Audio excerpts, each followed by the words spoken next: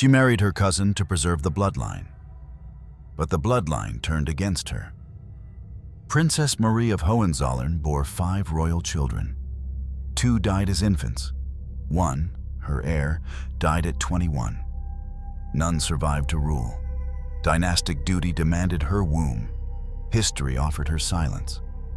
And 5 small graves were all she left behind. She was born not just into privilege, but into obligation. Princess Marie Amélie of Hohenzollern-Sigmaringen entered the world in 1845, wrapped in linen, titles, and centuries of strategic blood. Her name was a mouthful. Marie Amélie.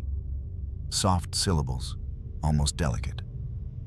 But what she carried was not soft. It was the weight of dynasties, folded into her very bones before she ever learned to speak.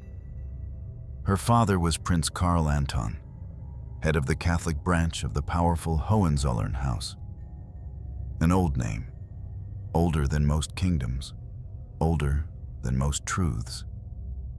Her mother, Princess Josephine of Baden, came from another line tangled with thrones and treaties.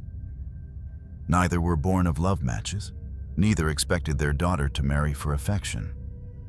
That was never the point. Marie was raised among statues that never smiled and portraits that never blinked.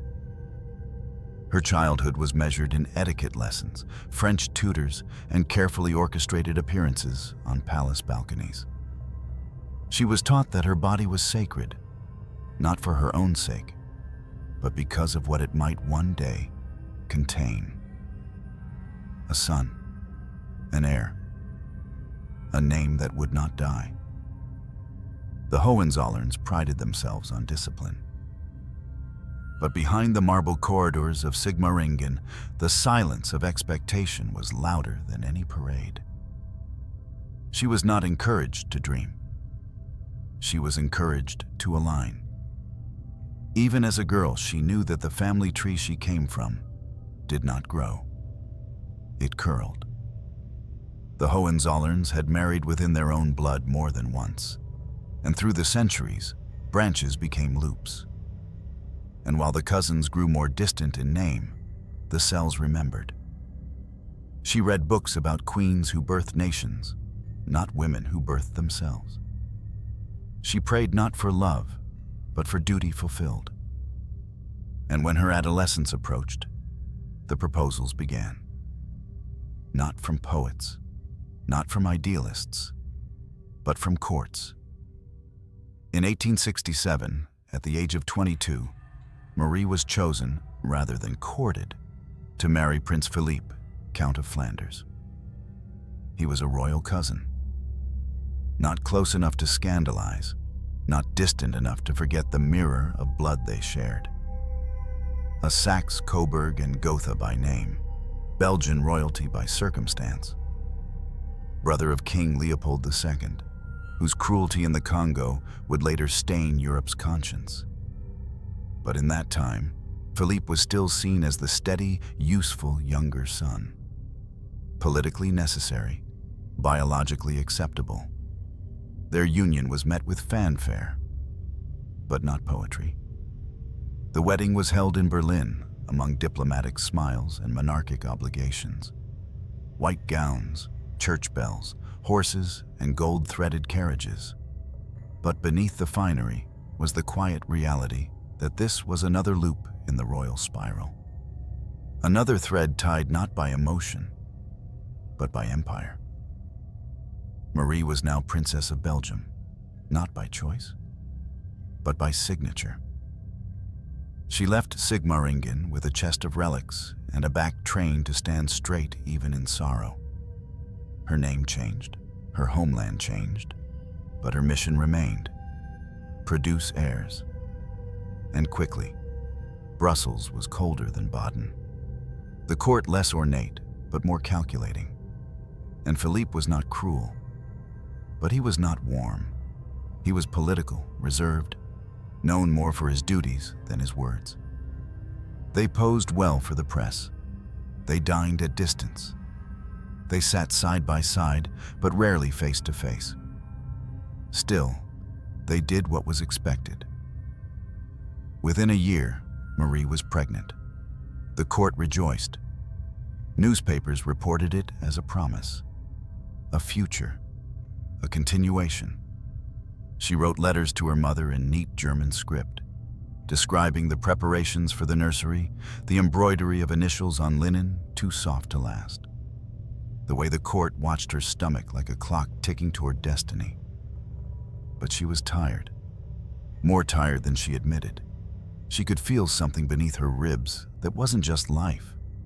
It was pressure, anticipation, and fear. Because in those courts, no one asked a pregnant princess how she felt. They asked how large she was, how likely the child would be a boy, how strong, how soon. She gave birth to a son. They named him Baudouin. And for a moment, Marie was golden. She had done her part. She had fulfilled her purpose. But motherhood in royalty is never just about birth. It's about repetition, about ensuring succession isn't a miracle, but a certainty. So she was asked to try again, and she did. A year later, she carried another child. But this time, the pregnancy did not last. Then came another, a third. This one was twins. One lived a few hours, one died in the womb. 3 children in 3 years, 1 living, 2 buried, 1 only held once. Her body became a battlefield disguised in lace. The doctors spoke of weak constitutions, delicate uteruses, unfortunate outcomes. But no one spoke of grief. No one whispered the words she could not say aloud. I failed. I broke. I lost. Marie's correspondence grew shorter. Her public appearances more rigid. She became quiet not out of coldness, but out of exhaustion. Her health declined in ways not always visible. Her appetite waned. Her eyes lost their center. She walked slower. She prayed longer. And when people spoke of her son, Baudouin, as the future king of Belgium, she smiled. But it was a smile she learned from portraits, not from joy. Because the truth no one said aloud was this: she was afraid. Afraid the blood would take him too, as it had taken the others. And when it finally did, when Baudouin died suddenly at the age of 21 from pneumonia, something in Marie never returned. But that sorrow belonged to another chapter. In these early years, she was still expected to produce, to smile, to stand in gowns sewn for success. And so she did. But at night, in the silence of royal chambers, beneath the oil paintings and the crucifix, Marie of Hohenzollern counted what the crown had cost her. And it was only the beginning. The man she married was not a stranger, but he was never truly hers. Prince Philippe of Belgium, Count of Flanders, was many things before he became her husband. He was the second son, the steady one, the replacement for a throne he would never inherit but was always expected to protect. He was also her blood, not close enough to alarm, not distant enough to forget. A cousin through tangled webs of European nobility, woven across generations where alliances were measured in bloodlines rather than affection. Their shared ancestry wasn't spoken of directly. It was implied. In the portraits that hung in their childhood corridors, in the family names repeated like a litany, in the echo of facial features that matched too closely between bride and groom. In another world, perhaps they would have been guests at the same banquets, sat across from one another in cousinly formality. But in this world, they were fused. 2 dynasties needing to reinforce their shared borders through a single wedding band. The ceremony was grand. But grandness is not intimacy. They stood in a cathedral heavy with incense and quiet. The choirs sang, but the vows echoed. Her dress was embroidered with gold thread that scratched her skin. Her crown weighed too much, and Philippe stiff and composed, offered her a hand not of passion, but of purpose. A partnership forged for continuity, not closeness. There were diplomats in the pews, generals among the guests, and bloodlines stitched into every inch of brocade that wrapped around them. She smiled. Of course she smiled. That's what queens in waiting do. But even on her wedding day, her eyes looked slightly to the side, as if already seeing the years that would follow. Their wedding marked the binding of two houses, Saxe-Coburg and Gotha, with Hohenzollern-Sigmaringen.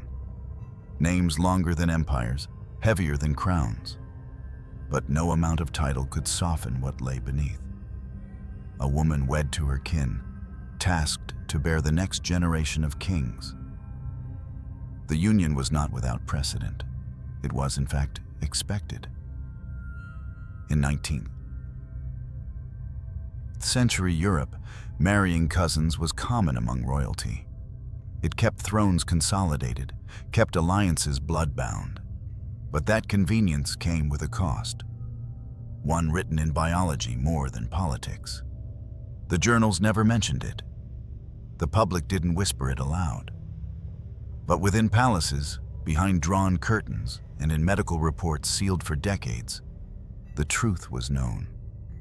The more the blood looped, the more fragile the children became. Marie didn't know this at first, or perhaps she did, in the way all women of her station know, without being told, but with every eye watching her waistline. In Brussels, her new home, she was welcomed with processions and propriety, but not warmth. The Belgian court was formal, correct, unyielding in its expectations. As Countess of Flanders, she had a role to play, and it began immediately. Produce heirs, preserve the line, stabilize the dynasty. There was no time to adjust, no space to mourn the home she left behind. She had become Belgian by marriage, but remained German by soul. She spoke French for court, German in prayer, and silence in suffering. Philippe was not unkind, but kindness was not the same as closeness. He fulfilled his duties with diligence. He met his obligations without complaint. But he was a man shaped by protocol, not affection. He had been raised among soldiers and secretaries, educated for war rooms and statecraft, not domestic tenderness. They dined together most evenings, but conversation rarely passed the porcelain. In public, they smiled with rehearsed grace. In private, they moved through their palace like two actors between scenes. When the lights dimmed, there was no applause, only quiet. Still, she did what was expected.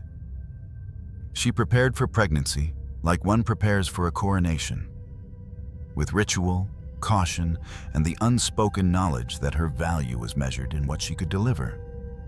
The first child came quickly, a boy, Baudouin. For a moment, the palace bloomed. The court erupted in praise. Telegrams of congratulations arrived from Vienna, from Berlin, from London. She had succeeded. She had done what queens must do. And in that brief window, she was more than accepted. She was adored. But that adoration had a clock. Because success in royal terms is not measured once. It must be repeated, sustained, etched into lineage. So she was expected to conceive again, and again. Her second pregnancy came within a year, but it did not last, and neither did the third. A child born, a child buried, another born, another buried. Each time the doctors said little. The midwives bowed deeper. The rooms became quieter. No one spoke of bloodlines. No one questioned the union. But in the whispering halls, where maids folded linens stained in red and footmen delivered condolences without looking up, the truth hovered like smoke. Something was wrong. The cradle stood too long unused. The nursery door remained closed. Marie kept going. She wrote letters that began with "Je vais bien," even when she could barely stand. She attended Mass with a face pale beneath a lace veil. She greeted ambassadors, kissed cheeks, blessed charities. But behind her gloves, her fingers trembled, and in her eyes, blue, distant, ancient for their youth, there was a shadow not yet named. The pressure did not lift. It calcified. The court never asked her to rest. They asked her to try again, and again, and again, because queens do not bleed, they bear. Marie never spoke publicly of her losses. The court never acknowledged them formally. But among her surviving letters, among her rarely cited diaries, were phrases that echoed through the cracks. The doctors do not understand. I prayed again today. Philippe is kind, but not close. I wish I could hold them longer. Her body had become a battleground for dynasties. And the man she had married, her cousin, her partner in duty, watched from a distance that was never named. In portraits, they are still together, side by side, draped in velvet and surrounded by children carved in stone. But stones do not cry, and neither did Philippe. Marie of Hohenzollern had done what was asked. She had loved whom she was told. She had smiled for photographers, mourned behind columns, and kept moving through corridors lined with expectation. But in her silence, a truth grew louder. This was not marriage. It was inheritance, not love, but legacy. And legacy is a cage that smiles while it locks. The first time, there was light. Not in the room, but in her eyes. Marie's body responded quickly. Barely a year into the marriage, she missed her bleeding, and the chambermaids lit candles in quiet celebration.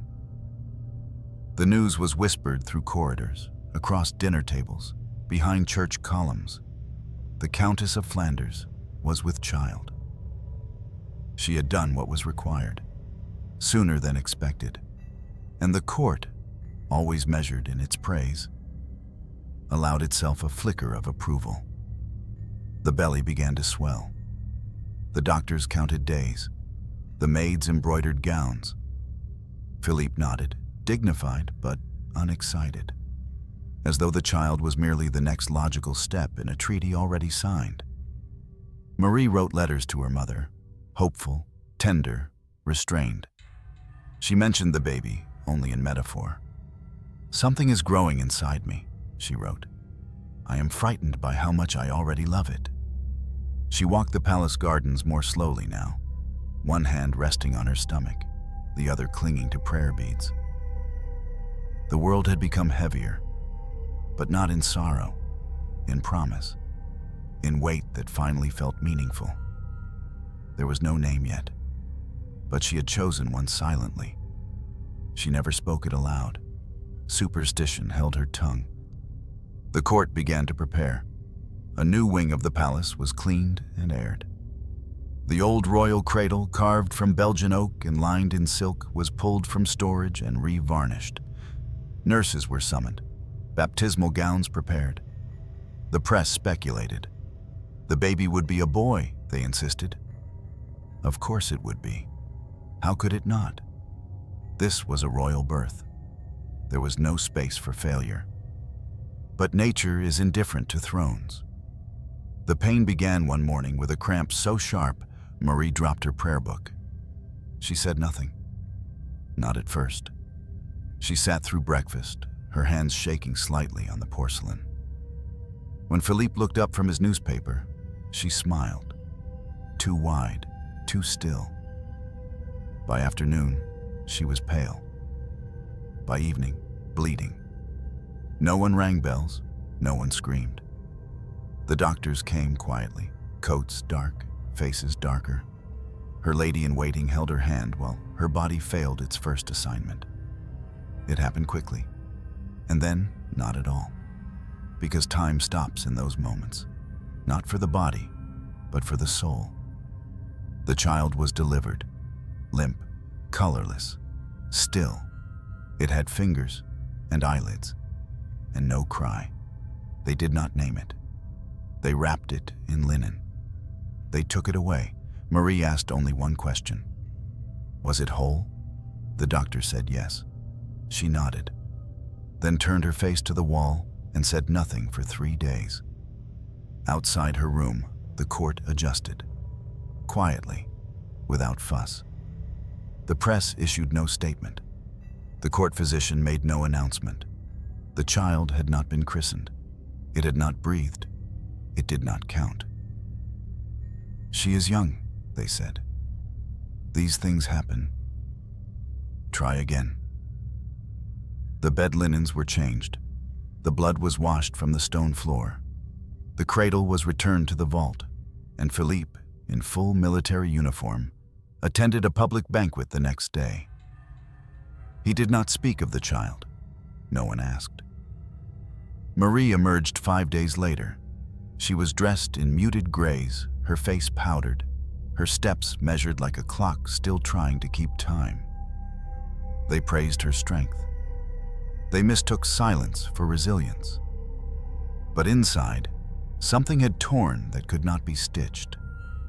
Not a physical wound. Those would heal. This was deeper. A fault line running through her belief in her own purpose. She had not just lost a baby. She had lost her standing, her offering, her proof. In royal courts, fertility is currency, and Marie, in the eyes of those around her, had failed to pay. She returned to her duties, visiting hospitals, attending church, smiling for photographers. But something in her had turned inward. She stopped touching her stomach in public. She stopped writing about the future in letters. In private, she lit candles, one each night, always in the same chapel, always alone. One for the child, one for the pain, one for the silence that followed. The maids heard her weep only once, in the early hours of a Sunday, when the rain tapped against the window and the city lay quiet beneath its grief. Philippe did not speak of it. Not to her. Not to anyone. Whether he grieved in his own way is not recorded. Whether he noticed her retreating is still disputed. But what is known is this. He never asked for the child's name, because it never had one, and things without names disappear more easily. Marie's body healed. Her appetite returned. Her dresses were altered back to form. But something had shifted in her walk, in the way she held herself, in the way she stood at windows longer than she used to, as if waiting for something that had passed through her too quickly to hold on to. The courtiers began to press again, gently, but insistently. She was young, healthy, capable. There would be others, they promised. There must be. The monarchy depended on it. But Marie no longer moved with hope. She moved with duty. Her smile, when it returned, was polished like silver, refined, distant, cold to the touch. The child she lost was never entered into the royal record. No portrait, no date, no grave. But Marie remembered. And sometimes, in the hush between Mass and morning, she would touch the hollow of her belly and whisper the name no one ever heard, because though the child never drew breath, it had lived inside her. And that was enough to break her, quietly, permanently. This was not an isolated tragedy. This was the beginning. And the cradle remained where it had been returned. Too quiet, too clean, waiting for something that would never arrive. The second time, she told almost no one. Not because she wasn't hopeful, but because hope, once betrayed, becomes a fragile thing, something to be hidden, not celebrated. A seed you protect in darkness, far from the breath of others. Marie conceived again less than a year after the first loss. Her body, still young, still obedient to royal expectation, responded as it was supposed to. The physicians nodded, cautiously pleased. The chambermaids resumed their quiet preparations. The royal cradle was taken out again, dusted, polished, placed in the corner of a sunlit room that seemed to belong to someone else.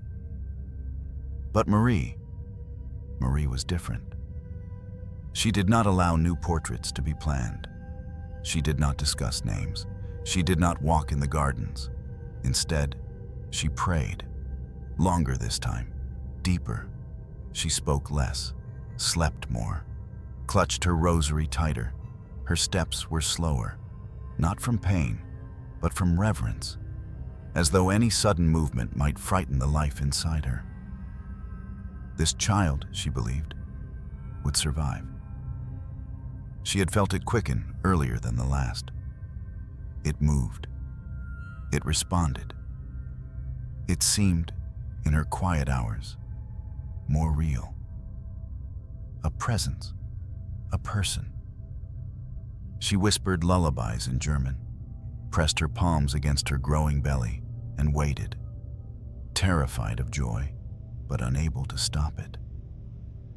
The court, perhaps sensing the fragility, remained measured in its celebration. A few formal congratulations, a priest assigned, a wet nurse discreetly selected, but no public pronouncements, no official gazettes.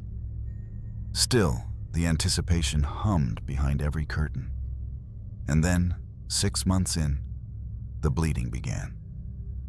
It was a single spot at first, barely visible, the kind of thing another woman might have ignored. But not Marie. Because Marie knew what blood meant. She had seen it before, soaked into the bed linens, trailing from her own body like an accusation. She said nothing for a day. Then 2. She remained still, prayed harder, and drank the infusions prescribed by the court physicians. But the bleeding didn't stop. It grew. And with it came the pain. The labor began in the middle of the night, sudden and violent. She screamed, a sound the palace had not heard before. The walls, usually so skilled at muffling grief, could not contain the rawness of that cry. Philippe was not there. He was in another wing of the palace. By the time he arrived, the floor was already soaked. The child had not yet come. The midwives were shouting over each other. The priest stood in the corner, silent and pale. The candles flickered violently, as if even the flame was repelled by what was unfolding. Marie labored for 9 hours. She bled for all of them. The child was born lifeless, a girl. She was small, limp, bluish-gray. Her eyes never opened. Her chest never moved. She had a name, Josephine Marie, chosen in secret, written in Marie's diary and never spoken aloud until the priest baptized her corpse with trembling fingers. It was the only sacrament the child would ever receive. Marie drifted into unconsciousness before they told her, but she already knew. The moment the pain stopped, she understood. The silence in the room spoke louder than any doctor. They buried the child in a royal crypt beside others never crowned. No monument, no inscription, only a name in a registry few would ever open. The court released a statement, short, sterile, cruel in its detachment. The Countess of Flanders has suffered a loss. Her health is stable. Prayers are appreciated. That was all. Philippe attended the burial alone. Marie remained confined for weeks. She did not speak. She did not eat. She did not cry. Only once did she break the silence. She asked her confessor if unbaptized infants felt cold in death. He could not answer. Her letters during this period were almost non-existent. A few scrawled lines to her mother, never mailed. Pages torn out of her journal. The servants said she stared at the ceiling for hours, unmoving, lips forming prayers with no sound. When she finally rose from her bed, she had changed. It was not in her body, though that, too, had suffered. It was in her face, in the way her eyes no longer tried to meet anyone else's, in the way she walked past the nursery with such practiced blindness. It was as if it had never been built at all. Philippe, for his part, said little. He returned to his duties. He attended meetings, rode with dignitaries, sat beside her in church. But the silence between them was no longer just personal. It had become institutional. It belonged to the crown now, and the crown had no interest in mourning children who never ruled. Marie's title remained intact. Her duties resumed. She returned to charity functions. She smiled in formal portraits. But each appearance was a pantomime. Her hands remained clasped too tightly. Her eyes refused to shine. Her gowns grew darker. Her voice softer. Her presence ghost-like. She had lost 2 children, and no one knew what to say, because in royal courts, grief must be discreet. It must be hidden under etiquette and folded into protocol. It must not make others uncomfortable. She learned to speak in measured tones, to thank people for condolences she never received, to discuss weather and gowns and diplomacy while her soul held the weight of a name that would never be called aloud again. Josephine Marie. That was the child's name, written once, and then never again. Years later, Marie would still sign her letters with the same precision, the same courtesy. But occasionally, in the margin, there would be a small mark, a single dot, always at the same angle, as though marking a pause. Some historians believe it was a mistake, but it was not. It was a grave etched in ink. One dot, one child, one silence too large to carry by voice. This was her second loss, and yet the worst had not yet come. By the 3rd pregnancy, no one celebrated. Not even Marie. There were no bells this time, no special masses, no rush to repaint the nursery walls in pale blues or creams. The court, once hopeful, had grown cautious. Diplomats whispered congratulations in tones more polite than joyous. Even the newspapers printed the announcement in a smaller font, tucked between news of harvests and foreign treaties. Marie had learned not to hope aloud. She moved more carefully now, like a porcelain vase already cracked once, twice. She ate without appetite, smiled without warmth, prayed without asking for anything in return. Because asking, she had learned, meant disappointment. And disappointment, in the world she lived in, was not permitted to be loud. Still, the child grew. Her body swelled again. And with each passing week, the court inched toward belief. Some dared to speak of redemption, of strength, of fate turning its head. But Marie kept her hands folded over her belly as if bracing for impact, as if she expected the weight beneath her skin to vanish at any moment, as if the life inside her was too fragile to trust. And she was right. This time the child was born alive. A boy. Tiny, quiet, eyes barely open. He gasped once, then again, then nothing. The doctor declared he had no chance. His lungs were underdeveloped, his heartbeat irregular. There was nothing to be done. Marie held him for 22 minutes. She counted them, not aloud, just inside. She felt each second pass like a thread unraveling from the hem of her mind. He was warm at first, then less so, then gone. They named him Henri because it was already embroidered. She refused to let them take him right away. She asked for silence in the room, blew out the candles, held him in the dark. No one spoke.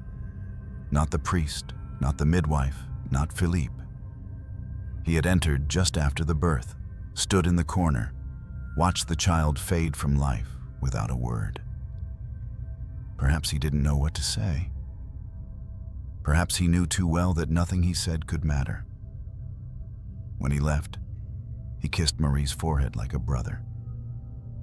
Formal, hollow. Henri was buried within a week, a small casket, a small grave, a smaller ceremony. Marie did not attend. She was not permitted. Her body was weak, her heart weaker. The doctors feared what they could not treat. The court moved on, not cruelly, just efficiently. There were letters to write, diplomats to reassure. A grieving countess was not useful to the realm. She was told to rest, so she did. But rest is not peace, and silence is not healing. 2 months later, her bleeding returned. The court assumed it was a delayed effect of the last labor. Her ladies-in-waiting called the physicians again. Marie said nothing. She simply closed her eyes. But it was another child. They hadn't known. She hadn't told them. It had been only a few weeks, a faint suspicion, a missed cycle. Nothing certain. She hadn't even let herself think of names. Only once had she touched her abdomen and wondered if there was something beginning again. Now it was ending. This time the pain was sharp and swift. The child passed before the physician arrived. A girl. No one knew she had existed except Marie and one nursemaid, who crossed herself silently as she wrapped the remains in a towel too large for something so small. The court never spoke of her. Marie wrote her name in the corner of a prayer book, Josephine Marie II, a name recycled, not out of carelessness, but of longing. She marked the page with a dried sprig of lavender. She never turned to it again. Philippe did not ask about the second loss. Perhaps he thought it safer not to know. Perhaps he understood in his own distant way that grief requires space, and that some silences are too dense to enter without sinking. Still, he left the next day for a state visit to Vienna. He returned a week later with medals, documents, and new suits tailored to fit the weight he never seemed to carry. Marie remained in her rooms. The palace changed around her. Servants came and went. Seasons passed through the windows like slow-moving ghosts. Revolution stirred across the continent. But inside her quarters, everything stood still. Even her reflection. She began to fear mirrors, not because she didn't recognize herself, but because she did. The woman who stared back was not the girl from Baden, not the bride in white silk, not the countess with the hopeful smile. She was something hollowed, refined, pressed thin by expectation and loss. She wrote less, spoke less, ate little. The physicians blamed her nerves, recommended rest, tonics, trips to the sea. But no journey could fix what was broken inside her. No sun could reach that far inward. She started walking the halls at night, alone, silent. Her footsteps were muffled by the velvet rugs, her presence ghost-like to the guards who pretended not to see her. She passed the unused nursery with the door always closed, past the chapel where the candles had long since burned out, past portraits of women with infants in their arms and heirs at their feet. She passed them all and kept walking. Because sometimes, movement is the only thing that doesn't hurt. By the time she reached her 30th year, Marie had buried 4 children, 3 born, 1 barely begun. 4 names, 4 candles, 4 absences no crown could fill. The 5th would be her last. But she didn't know that yet. All she knew was that her body had become a ritual of grief. She was a vessel emptied too often, a cradle too quiet, a name too tightly wrapped around pain. And the world, polite, diplomatic, well-dressed, continued to look past her, as if her silence meant survival. It didn't. It meant surrender. This time, no one spoke of miracles. There were no trumpets, no formal proclamations, no gifts sent from allied courts wrapped in velvet ribbon and silver wax. Even Philippe, usually so prompt in his duty to perform optimism, offered only a nod when told the news. Marie was pregnant again. Not much was said, because too much had already been said years earlier over 4 small bodies, buried quickly, mourned privately, and erased almost completely from public view. Hope, by now, had been replaced by protocol. Expectation had withered into endurance. This was not a chapter in a fairy tale. It was an epilogue the world had stopped reading. Marie did not weep. She did not smile. She sat very still, with her hands folded over her stomach, as if trying to remember what it felt like to believe something could live inside her for more than a season. The palace resumed its rituals. Meals prepared, curtains drawn, midwives summoned, priests notified. But everything was quieter, slower. The rooms where preparations were once exuberant now echoed with hesitation. The doctor who examined her face said nothing after the 3rd visit, only scribbled notes in the margin of his journal with a crease between his brows. Marie knew. She knew from the way her body moved, not with strength, but with resistance. She knew from the dizziness that came too early, the swelling that felt more ominous than natural. She knew from the way her breath caught when she stood too fast, and the way her blood no longer felt like her own. This child was different, and not in the way she had once hoped. She wrote no letters this time, no names in the margins of her prayer book. She gave the nursery no glance as she passed. She even asked the maids not to reopen the cradle room. "Not yet," she said softly, as if afraid her voice might tip the balance of things already too delicate. Then came the 7th month, and with it, the bleeding. It was worse than before. Not a trickle, not a warning, but a flood. A red river that stained the bed, the gowns, the prayers. Her screams tore through the palace at dawn, raw, guttural, as if her body was trying to purge not just the child, but every memory, every buried name, every echo of past deliveries that ended in silence. Doctors arrived within the hour, 3 of them. One stood, one worked, one watched. None made promises. The labor lasted nearly a day. It was not the pain that broke her. It was the knowledge of what would come after. It was knowing, even as she pushed, even as the child crowned, even as the blood soaked through her skin and into the mattress, that the ending was already written. The boy, because yes, this one was a boy, was born lifeless, not still, not breathless, not quiet, but gone. Gone before she even saw him. Gone like the others. No gasp, no cry, no heartbeat. Just the shape of a son she would never know. Marie didn't faint this time. She didn't scream again. She just turned her face away when they held him up, already wrapped, already preparing for burial. She asked only one question. "Is it over?" The doctor said yes. But he meant the labor, not the grieving, because the grieving, would never end.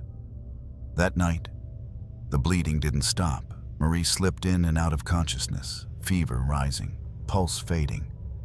They applied cold cloths, bled her arm, muttered prayers in Latin too quickly to understand. The priest arrived again. A candle was lit, then another. The doctors debated surgery, but none dared perform it. Not on a princess, not on a body so frail, not when the decision might be blamed in court if she died from the knife rather than from nature. Eventually, the hemorrhage slowed. Her breath returned. Barely. She survived, but not intact. The doctors told Philippe in quiet Latin, no more pregnancies. Her body would not bear it. Another attempt would kill her. He nodded, said little. Perhaps he felt relief, perhaps regret. History does not record his face that day. Marie was told a week later. She didn't speak.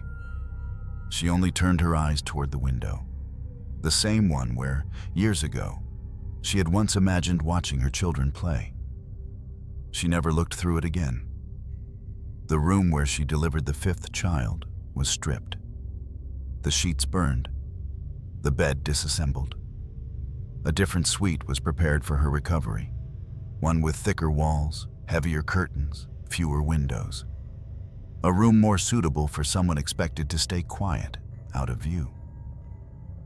Philippe continued with public duties. He received ambassadors, dined with nobility, rode in parades alongside his brother, King Leopold II. There was talk of succession again, of future arrangements, of distant cousins and their viability as heirs. Marie was not mentioned. She became a presence spoken of in past tense, even while still alive. The Countess was once quite gracious. She had such composure in her early years. She served her purpose. The court never spoke of 5 children. It spoke of one, Baudouin, the only one who lived long enough to be photographed, mourned, placed in a history book. The others were notes in a ledger, footnotes, lines in a physician's file. Marie never again entered the nursery. She never again entered the chapel unaccompanied. Her walks grew shorter, her conversations fewer, her handwriting smaller. One maid reported that Marie often stood at her dressing table, motionless, holding a single glove in her hand, as if unsure whether to put it on or simply let it fall. The 5th child had ended something, not just her fertility, not just her strength, but her place in the world. From that moment on, she was not a mother, not a queen, not even a wife in the traditional sense.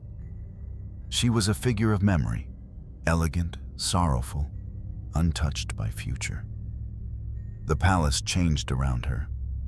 Curtains replaced, gardens reshaped, new heirs born into distant branches of the family.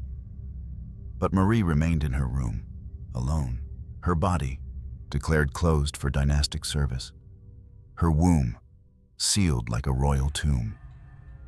And though she still breathed, still dressed, still performed her duties, something inside her had already been buried, not just 5 children, but the last trace of hope.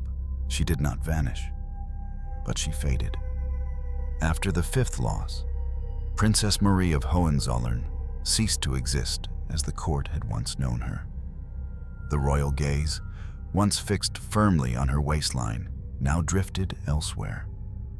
She was no longer the future of the dynasty, no longer the vessel of inheritance. She had served, she had suffered, she had survived, and for that, the palace gave her silence. Not out of respect, but because there was nothing else to give. She retreated from public view, not entirely, not all at once.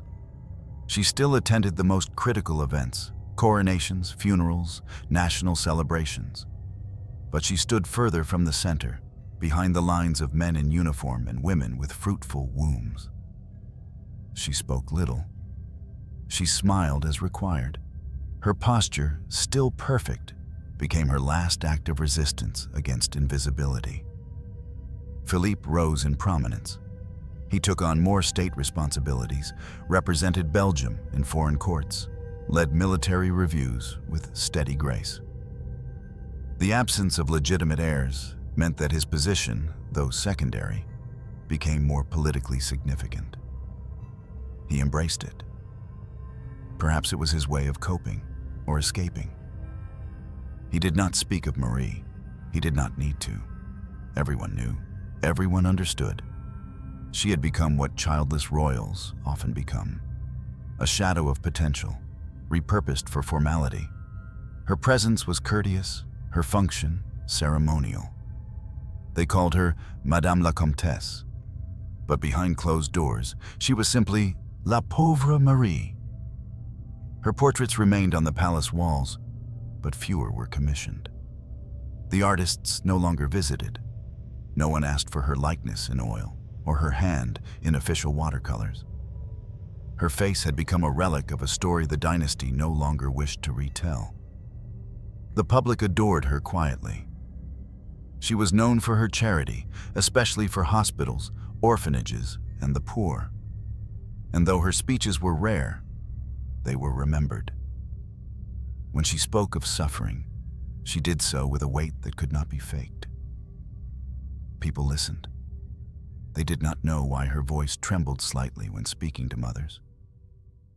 They did not know how much she bled behind her words. But they felt it. Marie's letters in these years changed.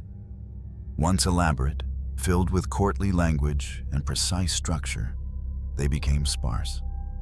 Short paragraphs, long pauses, more crossings out.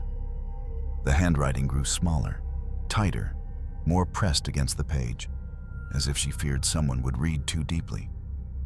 She stopped signing her full name. She signed simply, Marie.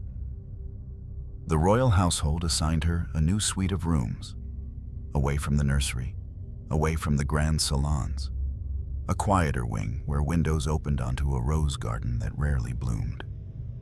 The rooms were modest by palace standards, white walls, dark furniture, silver-framed icons, a crucifix above the bed, a portrait of Baudouin on the writing desk, a candle that never seemed to burn out. Visitors were few. Her mother came once a year, each visit growing shorter. Her siblings wrote from time to time, their letters polite, distant, full of weather reports and court gossip. Philippe visited occasionally. They shared tea, silence, and glances that neither warmed nor wounded. There were no more children, no more pregnancies, no more expectations. And with that came a kind of freedom. Not joyful, but stable. She was no longer at risk of failure, because there was nothing left to fail. Her body, once scrutinized, now belonged to her. But it was not a sanctuary, it was a husk. The physicians noted her growing thinness, her low appetite, her insomnia. She slept often during the day, rarely at night. Walks became shorter, steps slower. Her breathing more fragile in winter. She spoke often with her confessor, not of sin, but of silence, of the weight of prayers unanswered, of the sound of 5 different cries that never filled a room, of the strange comfort in knowing her suffering was shared by other women, nameless, buried beneath velvet and marble. Sometimes she wrote letters she never sent. To her children. She imagined their voices, their faces, their laughter. She wrote them as if they were away at school, or grown, or living elsewhere. She told them of the garden, of the weather, of how often she thought of them. These letters she placed in a wooden box, lined in cloth, tucked at the bottom of her armoire. No one else ever read them. No one else ever knew. The quiet years lengthened. She remained a princess by title. But in truth, she had become a ghost in the palace halls. A living memory. A lesson whispered in court. Do not speak of Marie when discussing heirs. Even her charitable acts were often misattributed to others. Her donations came unsigned. Her visits unannounced. Her presence at hospital bedsides was known only to those who looked up and saw, for a fleeting moment, a veiled woman pressing a cool hand to a fevered brow. The royal family began focusing on the next generation. Nephews, nieces, marriages, inheritances. She watched them from a distance, never asked for advice, never offered any. Sometimes, at official events, she would see young mothers carrying infants down palace steps or across cathedral aisles. She would smile, just enough. But her hands would remain at her sides, as if afraid to reach out, lest the memory return too sharply. The royal archives from this period list her in footnotes. Present at the funeral of Archduchess X. Attended the christening of Prince Y. Donated to the restoration of the Church of St. Michael. Nothing more. No comment on her grief. No mention of her loss. No space for what could not be spoken. And yet, she endured. Through the dinners, the ceremonies, the quiet afternoons when the world outside the palace moved forward and hers remained still. She did not rage. She did not vanish.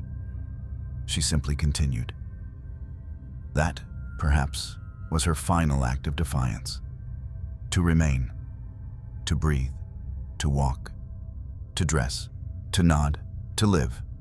Not because it was expected, but because it was all she had left. Time did not stop for her. It simply moved around her, as if she were a statue no longer touched. In the decades that followed her final loss, the world outside her windows transformed beyond recognition. Empires trembled. Kings fell. Steam engines screamed through countryside once ruled by silence. The velvet thrones of Europe began to crack under the weight of revolutions, republics, and the rising voices of those once beneath notice. But inside her rooms, Marie remained. She watched as the 19th century turned modern, as carriages gave way to car horns, as telegraphs became telephones, as portraits became photographs, first stiff, then smiling. The world outside the palace accelerated, but her steps remained the same, measured, quiet, always with one hand on the wall, as if history itself might rush past and pull her under. She did not resist the new era, but she did not enter it. When electricity came to the palace, she refused the light in her bedroom. She preferred the candle, the flicker, the space between shadows. She claimed it calmed her, that it softened the edges of time. But in truth, it was the silence she desired most. Not the silence of grief, but the silence of distance, of choosing to remain still while everything else moved. Philippe adapted better. He embraced the century's turn, rode in motor cars, met with industrialists, posed for modern photographers. His mustache grew grayer, his eyes dimmer, but his relevance remained intact. He was now a statesman, a fixture in Belgian memory. They shared meals, still, but fewer. They shared conversations, but shorter. She spoke more to priests than to politicians, more to doctors than to courtiers, and most of all, more to herself. She often sat by the window, watching the garden, watching the children of staff chase one another past the same rose bushes she had once walked by while pregnant. They did not know her, not really. They curtsied when required. They bowed on Sundays. But to them, she was a figure in black, a name whispered in hallways, a rumor draped in lace. She rarely spoke to them, not out of cruelty, but because, what could she say? What stories could she offer? That she had once been a mother? That she had once dreamed of naming daughters after saints and sons after kings? That the only lullabies she ever sang were to bodies already gone cold? No. Better to say nothing. Better to be forgotten than misremembered. The newspapers occasionally mentioned her name, usually in the context of someone else's celebration. The Countess of Flanders attended the wedding of, or the Countess was seen arriving at the royal chapel for the feast of. but never for herself. Never as a subject, always a guest. Her identity, once so shaped by the possibility of motherhood, had calcified into something else.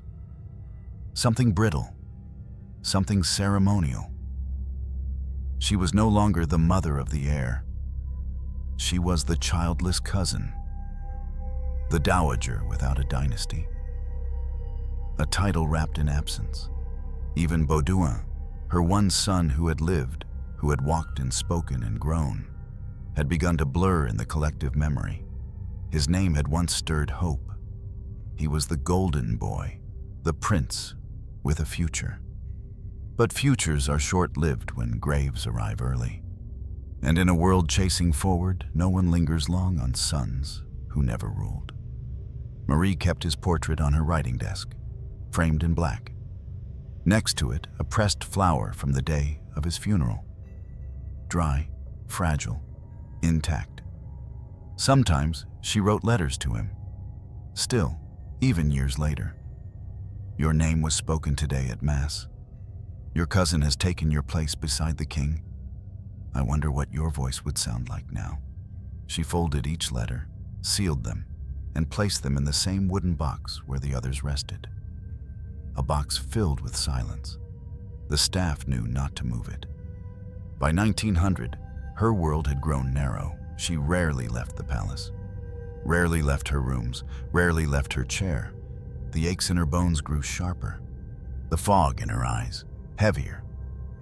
The physician spoke of rheumatism, of exhaustion, of the slow withering that comes not from illness, but from accumulation. Accumulation of years, of loss, of unspoken sentences. Belgium moved on. The monarchy adapted, married into new houses, produced new children, held new ceremonies in cathedrals Marie no longer entered. She watched them from a distance. The dresses were brighter, the music faster, the names unfamiliar. She did not resent it, but she did not belong in it. She had been built for a world that no longer existed. A world where silence was strength and sorrow was stitched beneath satin. Where princesses were expected to birth nations, not ask questions, not have stories of their own. She kept a journal in her final years. Not every day, just fragments. Sometimes a quote from scripture, sometimes a line of poetry, sometimes a sentence without context. I once dreamed of 5 voices. There is no word for the mother of none. He would have been 50 today. The ink faded as her hands trembled more. But she wrote, because writing, even in fragments, was all she had left of testimony. She lived through revolutions, through the death of kings, through the collapse of thrones, through the invention of light and speed and noise. But she remained untouched by all of it, not because she was above it, but because she had been left behind. History passed by her window like a parade she was never invited to join. And inside, the room grew quieter. And she, still sitting upright, still composed, still royal in posture, watched the future bloom without her. She did not envy it, but she did not follow it either. Because there are women born for legacy, and there are women buried beneath it. Marie of Hohenzollern was both. A name etched in stone, and a voice that history never bothered to hear. She died the way she lived, quietly, modestly, out of sight. On a February morning in 1912, Princess Marie of Hohenzollern-Sigmaringen, Countess of Flanders, passed away in Brussels. The doctors listed complications of age, a weakening heart, fluid in the lungs, a long sleep that finally deepened into silence. There were no public cries, no crowds, no urgent dispatches across Europe. A few lines appeared in the newspapers. Princess Marie, widow of the Count of Flanders, deceased after a prolonged illness. Some papers even forgot to include her maiden name. Some spelled it wrong. She had lived 67 years. Out of those, over 4 decades had been spent in shadow. A palace figure, a ceremonial widow, a childless relic of a branch of the royal family no longer deemed central. Her life, once so focused on birth, had ended with no one left to call her mother, no heir to grieve in public, no descendant to etch her memory into the next generation. Baudouin had died in 1891.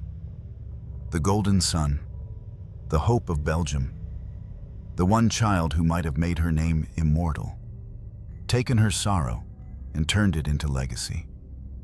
He died suddenly at 21 from pneumonia. The nation mourned. The flags dipped. The court wept. But Marie did not scream. She had no voice left for screaming. After Baudouin, she did not try again. She could not. Her womb had already been declared a ruin, her grief a permanent residence. And now, 2 decades after his death, she followed. No candle was lit in a cradle, only in the chapel. No lullaby, only requiem. Her funeral was small, by royal standards, understated. A few carriages, some members of the extended family, a brief procession to the Cathedral of Saints Michael and Gudula. Her casket, draped in the black gold crest of Belgium, moved slowly through streets that did not stop to watch. People bowed out of custom, not out of memory. Most Belgians did not know who she had been. They knew Leopold. They knew Philippe. They knew Baudouin. But Marie had been a face in portraits, a name on printed programs, a figure seated in the back row of ceremonies, never a queen, never a consort of power, never a voice that broke through. She was buried beside Philippe, a man who had outlived her by 5 years, a husband who had shared her house, her meals, her sorrow, and yet remained, in the end, more colleague than companion. Their marriage had been marked by protocol. He had been steady, silent, a figure of control. Their bond was dutiful, but it had never been soft. He gave her his name, but never his warmth. She did not leave behind a journal, not one meant for the public. The letters found in her estate were largely personal, short fragments, reflections, notes to her mother, scribbles to the priest who had guided her through her years of child loss. The box with the letters to her children was discovered locked. The key was never found. No one read them. They were buried with her. Some speculated that Marie chose it that way, that she had asked her maid to seal the box and hide the key before her final illness worsened, that no one would read the names she whispered in her sleep, that no historian would dissect the imagined lives of babies who never breathed. Her room was cleared quickly. Palaces do not hold space for the dead. Her furniture was catalogued, her dresses packed, her rosaries, her crucifixes, her few books of poetry given to charity. The portraits removed from the walls. Only the black-framed photo of Baudouin remained at her desk during the clearance, as if even the staff could not bring themselves to box it away. No statue was built for her. No street bears her name.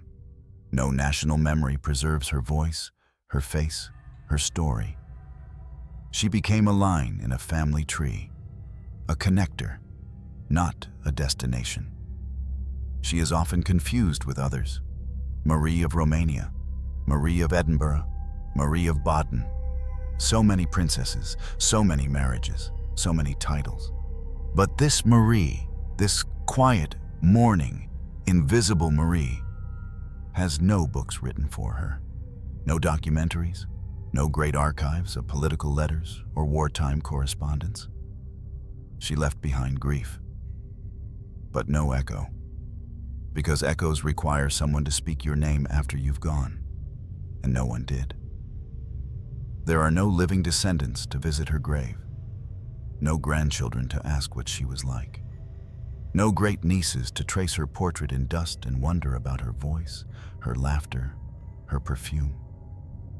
The bloodline she was meant to secure ended with her, or rather, ended with the 5 tiny lives that never fully began.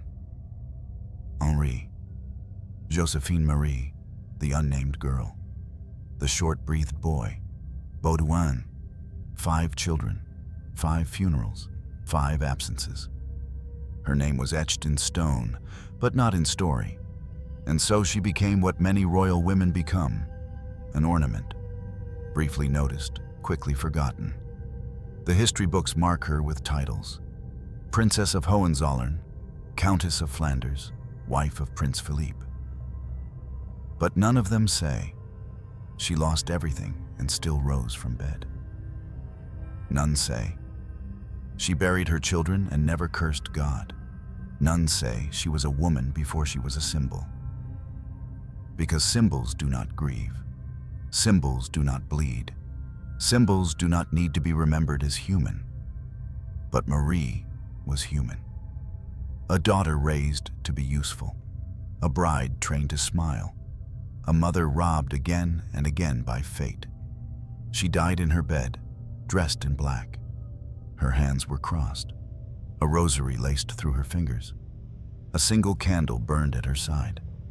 The room smelled of lavender, the same dried herb she kept between the pages of her prayer book, the same scent that once marked the grave of her second child. No one held her hand in her final hour. But perhaps she didn't need that. Perhaps she had already let go. Perhaps she had done so long ago, after the 5th time her arms closed around emptiness. And yet, there is dignity in the quiet. There is defiance in endurance. Marie of Hohenzollern was not remembered, but she remained. Until the end. Until the silence swallowed her completely. Until the candle went out. Until the record closed with a period, not an exclamation. She asked for no monument. And the world, ever efficient, obliged. How many times can a woman be broken before the world calls it fate? Princess Marie of Hohenzollern did not die with drama. She did not fall in a coup. She was not executed. She was not exiled. She was not scandalized. She simply disappeared. Not suddenly, but slowly. Worn down by a crown that asked more than it gave, by a court that watched her bleed without offering a hand, by a family tree that folded in on itself until all its daughters bore sons who didn't survive. She was not barren. That word has teeth. That word blames. She was not incapable. She conceived 5 times. She carried. She delivered. She held them, and she lost them. What failed was not her womb. What failed was the system. A system that prized continuity, but built it on fragile genetics. That celebrated motherhood, but punished every moment that did not result in a coronation or a christening. That required silence from women who screamed into their pillows at night, who lit candles for children no history book would record, who were praised when fertile and forgotten when grieving. Marie married her cousin to preserve the purity of blood, and the blood turned on her, again and again and again. This is not just her story. She is one of hundreds. Hundreds of women born to titles instead of affection, women who were raised not to dream of love or voice or joy, but of airs and diplomacy and endurance. Women who were trained not to speak unless spoken to, who were measured not by their minds, not by their hearts, but by the number of children they produced, preferably male, always legitimate, never late. Some became legends, some became footnotes, and some, like Marie, became nothing at all. A portrait without a plaque, a name behind a husband, a line on a genealogical chart followed by silence. I did not know her voice. No one recorded it. But I believe it was soft. I believe it had weight. Not the weight of command, but the weight of someone who had carried too much for too long. Someone who had survived loss after loss without rage, without public collapse, without even the luxury of a loud grief. And I wonder, how many letters did she write that were never opened? How many tears did she shed that were wiped before the maids arrived? How many times did she walk past the nursery door and pretend she didn't see it was still closed? There are no memorials for women like her. No national day of mourning, no museum display, no monograph, no schoolbook chapter. But there should be, because history is not just the story of those who ruled.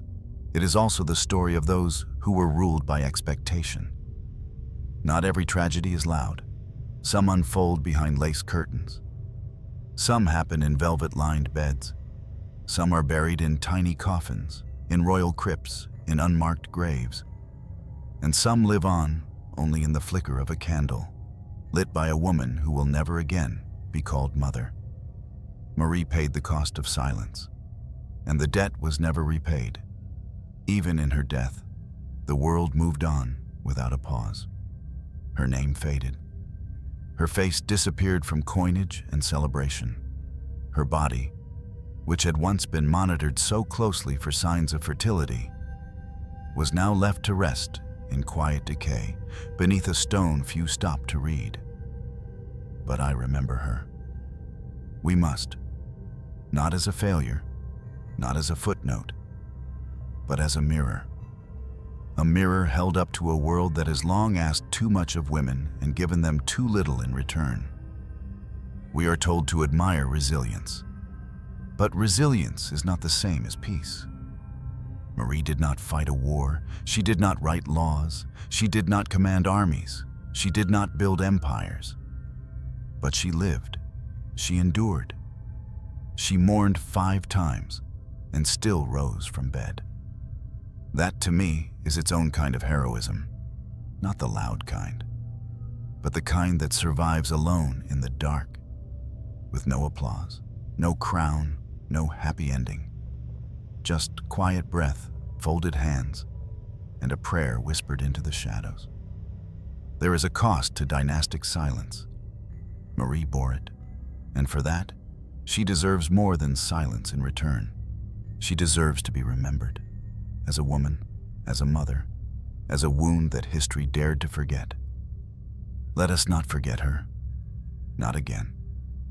Not after this.